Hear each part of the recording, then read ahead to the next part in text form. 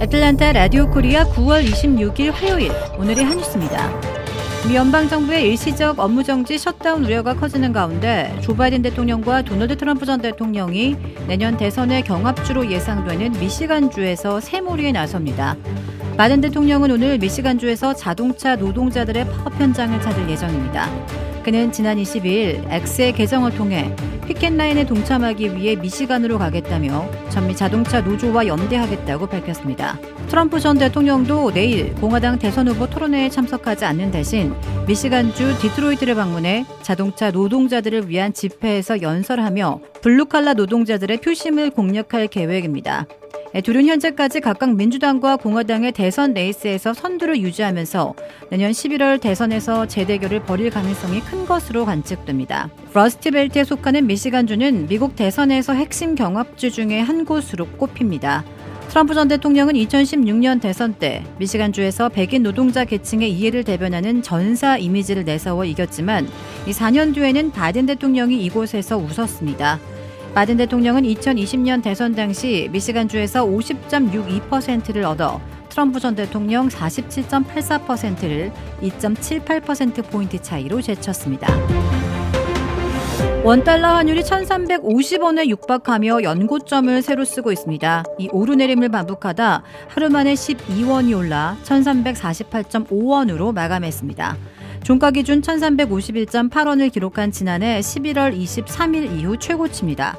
장중 1,350원을 위협하며 한 달여 만에 연고점을 갈아치웠습니다. 미국 긴축 장기화 가능성에 중국의 경기 침체 우려까지 커지면서 달러 강세가 한동안은 이어질 거라는 전망입니다.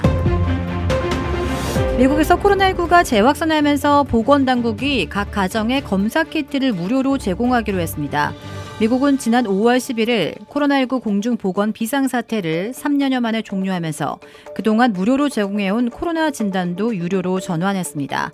미국이 4개월여 만에 검사 키트를 다시 무료 제공하기로 한 것은 최근 코로나19 환자가 크게 늘고 있기 때문입니다. 미 질병통제예방센터에 따르면 이달 둘째 주 미국의 코로나19 입원 환자가 2만 500여 명으로 일주일 전보다 8%, 두 달 전보다는 3배 이상이 증가했습니다.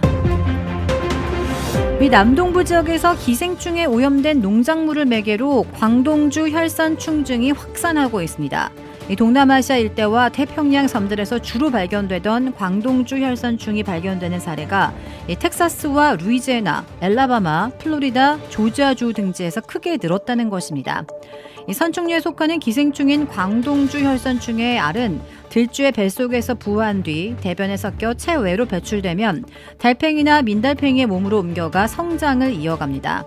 그렇게 3기까지 큰 유충은 감염된 달팽이를 잡아먹은 들쥐의 폐혈관으로 가서 성충이 되고 알을 낳는 방식으로 번식 사이클을 이어갑니다. 이 문제는 달팽이의 몸에 있던 광동주 혈선충의 유충이 들쥐에게만 옮겨지는 게 아니라 달팽이가 흘린 유충에 오염된 농작물이나 감염된 식용 달팽이 등을 먹은 인간도 광동주 혈선충증에 시달릴 수 있습니다. 조지아대학 수의과대학 병리학과의 니콜 고드덴커 교수는 감염된 단계의 기생충은 뜻하지 않게 인간에 의해 섭취되면 뇌나 척수로 이동해 엄청난 염증을 일으켜 메스꺼움, 구토, 경부강직, 두통, 사지저림 등의 증상을 초래할 수 있다고 말했습니다.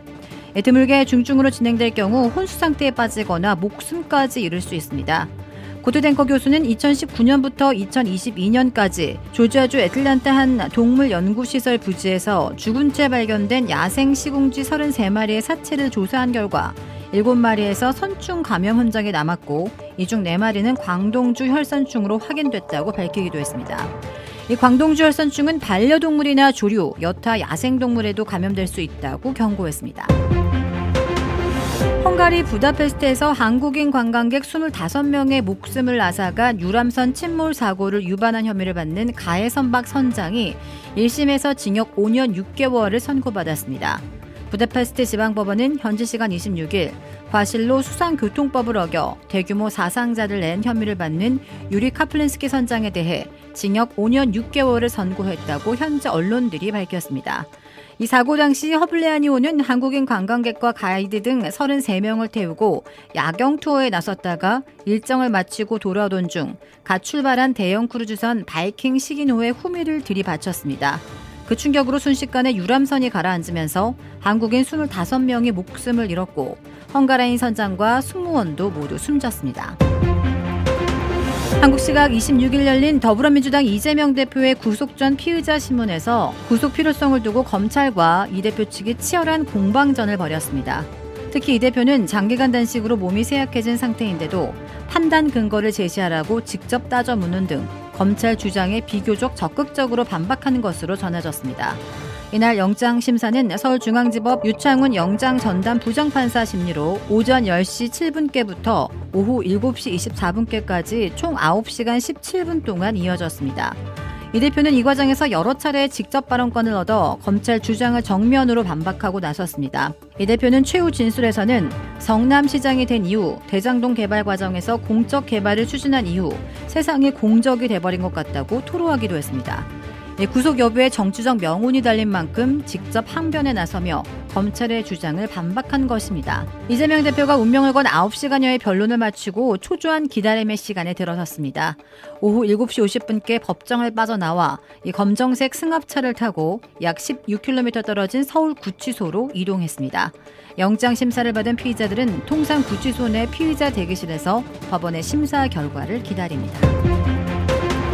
2022 항저우 아시안게임에 출전한 한국 테니스 간판 권순우 선수가 라켓을 부수고 상대 선수와 악수도 거부하는 등의 태도를 보여 논란이 번지고 있습니다. 홍콩 사우스차이나 모닝포스트는 패배 후 라켓을 산산조각 내고 상대와의 악수도 거부한 한국의 테니스 선수라는 제목의 기사를 통해 권 선수의 태도를 지적했습니다. 세계 랭킹 112위인 권 선수는 이날 중국 저장성 항저우 올림픽센터에서 열린 2회전에서 세계 랭킹 636위인 무명 선수 태국의 카시디트 삼네즈와 맞붙어 1대2로 패배했습니다. 경기가 끝나고 권 선수는 화를 주체하지 못하고 자신의 라켓을 코트 바닥과 의자에 내리치며 분풀이를 했습니다. 상대 선수인 삼네즈가 다가와 악수를 청했지만 시선을 마주치지 않고 무시하기도 했습니다. 이에 관중석에서 야유가 터져 나왔고 현장 상황이 담긴 영상이 중국 웨이보 등 SNS로 확산해 논란으로 번졌습니다. 주택 구매뿐만 아니라 커머셜, 웨어하우스, 비즈니스 건물까지 부동산계의 큰손 이중한 부동산. 크레딧 카드 빚 최대 80%까지 탕감.